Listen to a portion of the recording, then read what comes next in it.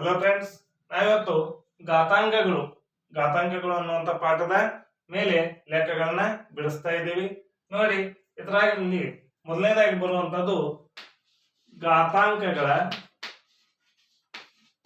ಘಾತಾಂಕಗಳ ಒಂದನೇ ನಿಯಮ. ಇದರ ಮೇಲೆ ನಾವಿವತ್ತೇನ್ ಮಾಡೋಣ, ಲೆಕ್ಕಗಳನ್ನ ಬಿಡಿಸೋಣ. ಹಾಗಾದ್ರೆ ಘಾತಾಂಕಗಳ ನಿಯಮ ಏನು ಹೇಳ್ತಾ ಇದೆ ಅಂತಂದ್ರೆ ಎ ಘಾತ ಎಂ ಗುಣಾಕಾರ ಎ ಘಾತ ಎನ್. ಹಾಗಾದ್ರೆ ಎ ಘಾತ ಎಂ ಪ್ಲಸ್ ಎನ್ ಇದು ಘಾತಾಂಕಗಳ ಒಂದನೇ ನಿಯಮವಾಗಿದೆ. ಹಾಗಾದ್ರೆ ಇಲ್ಲಿ ನೋಡಿ, ಎ ಅನ್ನುವಂಥದ್ದು ಏನಾಗಿದೆ, ಆಧಾರ ಸಂಖ್ಯೆ, ಎಂ ಅನ್ನುವಂಥದ್ದು ಘಾತ ಸೂಚಿ. ಇಲ್ಲಿ ಎ ಅನ್ನುವಂಥದ್ದು ಏನಾಗ್ತಾ ಇದೆ, ಆಧಾರ ಸಂಖ್ಯೆ, ಎನ್ ಅನ್ನುವಂಥದ್ದು ಘಾತ ಸಂಖ್ಯೆ ಇದೆ. ಹಾಗಾದ್ರೆ ಆಧಾರ ಸಂಖ್ಯೆ ಸೇಮ್ ಇದ್ದಾಗ, ಆಧಾರ ಸಂಖ್ಯೆ ಒಂದೇ ಆಗಿದ್ದಾಗ ಘಾತಾಂಕಗಳನ್ನ ನಾವು ಘಾತ ಸೂಚಿಗಳನ್ನ ನಾವೇನ್ ಮಾಡ್ಬೇಕಾಗ್ತದೆ, ಏನ್ ಮಾಡಬೇಕು, ಕೂಡಿಸಬೇಕಾಗಿದೆ. ಹಾಗಾದ್ರೆ ಇದರ ಮೇಲೆ ನಾವು ಒಂದೆರಡು ಉದಾಹರಣೆಗಳನ್ನ ಬಿಡಿಸೋಣ. ನೋಡಿ, 2 ಘಾತ 5 ಗುಣಾಕಾರ 2 ಘಾತ ಎಷ್ಟು ಬರೆಯೋಣ, 3 ಬರೆಯೋಣ. ಹೌದಾ? ನೋಡಿ, 2 ಘಾತ 5 ಗುಣಾಕಾರ 2 ಘಾತ 3 ಅಂತ ಬರ್ತಿದ್ದೀವಿ. ಹಾಗಾದ್ರೆ ಇದು ಈ ರೂಪದಲ್ಲಿದೆ. ಹಾಗಾದ್ರೆ ಇದರ ಉತ್ತರ ಏನಾಗ್ತದೆ ನೋಡೋಣ.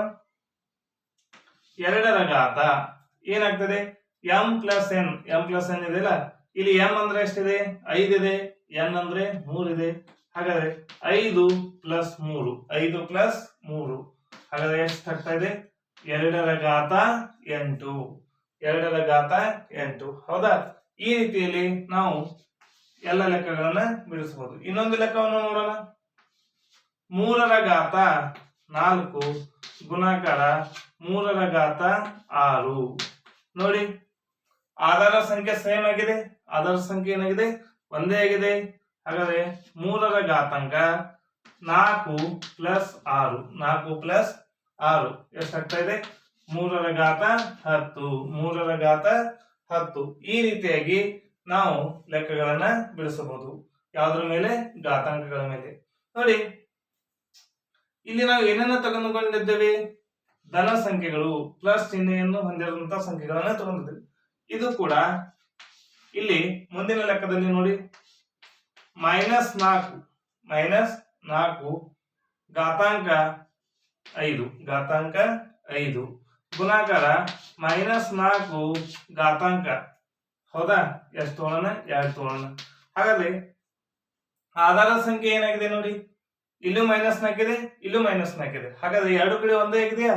ಹಾಗಾದ್ರೆ ಇಲ್ಲಿಯೂ ಕೂಡ ಈ ನಿಯಮ ಏನಾಗ್ತಾ ಇದೆ, ಅಪ್ಲೈ ಆಗ್ತಾ ಇದೆ. ಹಾಗಾದ್ರೆ -4 ಆಗ್ತಾ ಇದೆ. ಹೌದಾ? 5ಕ್ಕೆ 2 ಕೂಡಿಸಿದ್ರೆ ಎಷ್ಟಾಗ್ತಾ ಇದೆ, 7. 5ಕ್ಕೆ 2 ಕೂಡಿಸಿದ್ರೆ ಎಷ್ಟಾಗುತ್ತೆ, 7. ಹಾಗಾದ್ರೆ -4 ಘಾತಾಂಕ 7 ಆಗ್ತಾ ಇದೆ. ಅದೇ ರೀತಿಯಾಗಿ ಇನ್ನೂ ಹಲವಾರು ಲೆಕ್ಕಗಳನ್ನ ನಾವಿಲ್ಲಿ ಏನ್ ಮಾಡ್ಬೋದು, ಬಿಡಿಸಬಹುದು. ನೋಡಿ, -5 ಘಾತಾಂಕ 2 ಗುಣಾಕಾರ -5 ಘಾತಾಂಕ 3. ಹಾಗಾದ್ರೆ ಏನಾಗ್ತಾ ಇದೆ, -5 2ಕ್ಕೆ 3 ಕೂಡಿಸಿದ್ರೆ 5 ಆಗ್ತಾ ಇದೆ. ಹೌದಾ? ಈ ರೀತಿಯಾಗಿ ನಾವು ಏನ್ ಮಾಡಬಹುದು, ಈ ಘಾತಾಂಕ ಒಂದನೇ ನಿಯಮದ ಮೇಲೆ ಲೆಕ್ಕಗಳನ್ನ ಬಿಡಿಸ್ತಾ ಇದ್ದೀವಿ. ಈ ವಿಡಿಯೋ ನಿಮ್ಗೆ ಇಷ್ಟ ಆದ್ರೆ ಲೈಕ್ ಮಾಡಿ, ಶೇರ್ ಮಾಡಿ, ಸಬ್ಸ್ಕ್ರೈಬ್ ಮಾಡಿ. Thank you.